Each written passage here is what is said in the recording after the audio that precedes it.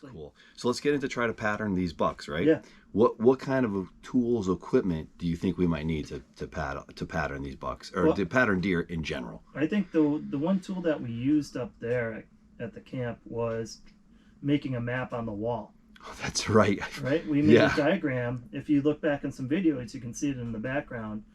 So we had where the camp was, and then we used our GPS points Correct. to point out where we saw sign, so that we could build that puzzle together. I forgot about those camp walls. We were using a what was it? Magic marker. Yeah, dry erase marker. Yeah. Because so the biggest thing was that map, like that map that we made, so everybody could go out. The other thing we use a lot of trail cameras. Yeah, we did. But there's a difference between Camp FU and where we're hunting now. Big difference. So where we were at Camp FU, we could take a ride up like at least once a month. Right, we could get in there a lot more often. Yes.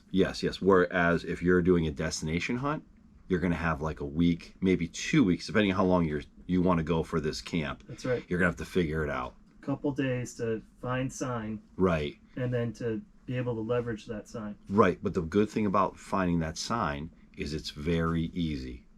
Right. For me, I think it's very easy. Telltale signposts. Yes, exactly. Thank you very much. Which is what? Scrapes. Rubs, yep. Or as the professor's perspective says, scrubs. So you're looking for scrapes and rubs. If you find the scrapes and rubs, you can find the trails. Right. The deer poop is a good sign of where the deer have been. And how fresh it is. How fresh it is and another. How do you tell that? Just by the color, and if it's round, yep. It's shiny, and if there's an indentation in it, that means it's old. Correct. So if it's not completely round and it has that little indentation, almost looks like a coffee bean. Yes. Then it's old. Yeah, it's old. Right? If it's round, and you know what? It does. Listen, let's not get everyone confused. Like, oh, it's old sign. It doesn't matter. Right. At least you don't they're know. there. Yeah. They're in the area. You don't know if that deer is going to be back in that area. Correct. So you could say, oh, there's old sign here. We got to keep looking for fresh sign. You could be just right on the back of all fresh sign for 3 weeks and never catch up to them. Right. If you find that old sign and you find it's a good area, you're finding rubs that are fresher. If you find a scrape and there's old sign, he's got to come back and check that scrape. Right, because he's on the loop. The buck's on the loop. He is on that loop. He's going to be working his whole area. And another thing is, before you even get started into getting into the woods, what's the first thing you want to really do? If you find an area you're going to be hunting, what's the first thing you think you should do? Topo maps? Yeah, I go online. Right? Oh, you do? Yeah, right? Right, so it's the same thing, right? You have topo maps, which are the state topo maps. So you can get those at any retailer out there. So each state, it's per state, has topo maps, a book of them. And then you can go in there and we identified saddles, we identified different WMAs that we wanted to hit, and then we did a scouting trip. Right. That's a good start. And then I also like to pull up through either Google Maps or anywhere else. You can zoom in a little bit. Do you use OnX, right? And also the new technologies on X. Right. That technology, I haven't subscribed to that yet, and I haven't paid any money because I'm just using yours. Anyways, so.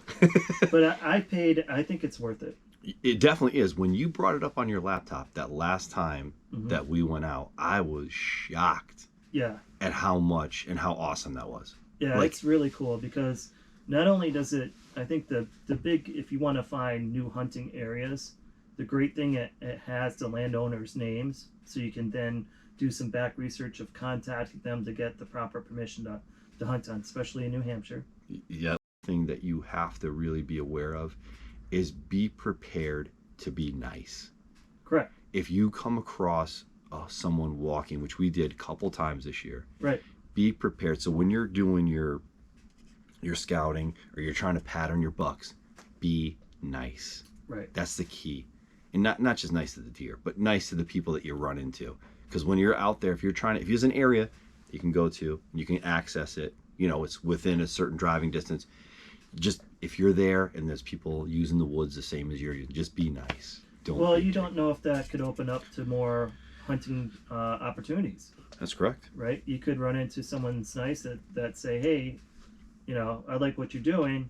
I have property, and you could maybe possibly ask permission. Right. So let's get back to patterning. Yeah. I got way off the topic. You know what? Okay. It's cabin fever, man. I'm telling you, I'm already, my mind is already going like in the woods. You're already there. It's in the woods, but I'm also thinking about other things too, man. I'm thinking about fishing, but let's just stick with patterning. You're way off. Man. I'm Come back. all right. Let me bring it back now. All right. You might so be doing some edits right there, buddy. I'm just gonna. It's okay. So the first step would be looking at leveraging technology, whether it's Onyx, GPS, Google Maps, Topo Maps, whether it's from books, or you can actually order custom Topo Maps to the area that you're going to.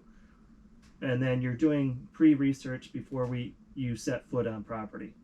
Right. Second step would be once you're on property, what would you recommend? Once I was on property, I would do exactly what you and I have done before, and that's just basically load up, spread out, Yep.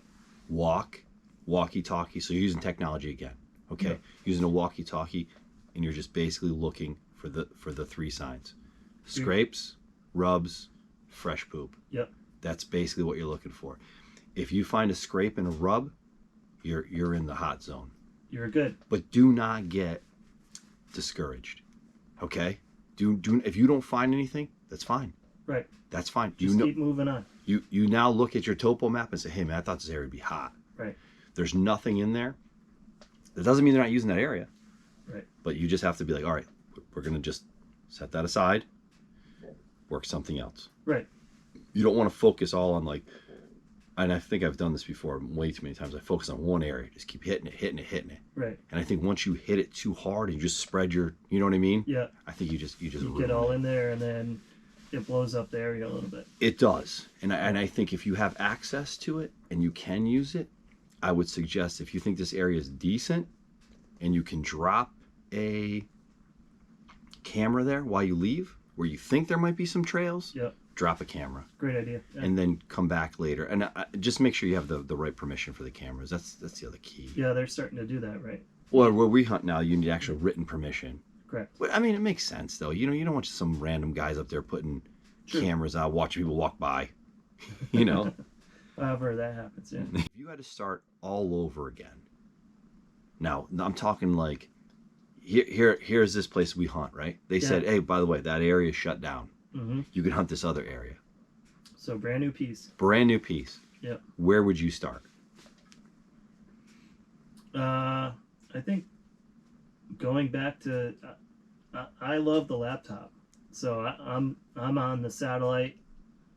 I'm looking at the different areas, and then I'm looking at Topo Maps, and then I want to get out there before the season starts if it's new. All right, so you're just basically topo map, Yep. which is pretty simple, is accessible to anybody, Yeah. right? So you're looking at the topo map, and you're pulling up the Google Maps too because you're on the laptop, right? Correct. The satellite view. The satellite view, and then you're just starting from there. So you're looking for the saddle. Yep. You're looking for the Any characteristics around that property. field, Yep. farm, front Any lawn. features. Yep. Really, you know what I mean? Yeah. Yeah, any features that would actually hold. Right. Or Decent bucks. it might be just a travel corridor.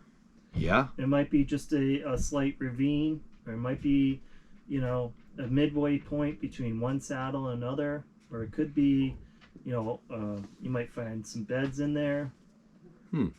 So you don't know, you'll have to get in there and then look and determine and then add up what you can from that property. I think this is why we hunt together, because I would just show up in my pickup truck, load up, and just run in the woods. Well, that works too, It does. It does and it doesn't. Those are the guys who get lucky and like, they put this yellow sign that said deer crossing. They're coming right here. Yeah, they're right here. Where's my stand? I'm putting that up. Yeah, you know what? I think that's a good idea, man. I think that's what you should look for. Yeah. I think if you're hunting, I think you should look for the deer We've been crossing. missing it this whole time. The government puts up signs. Why are we missing that?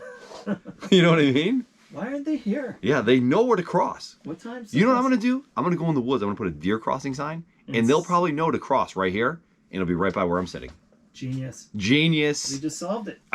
I don't know even know why we're taking why we're even bothering. I'm going to have to get one of those signs made up. If you look behind you,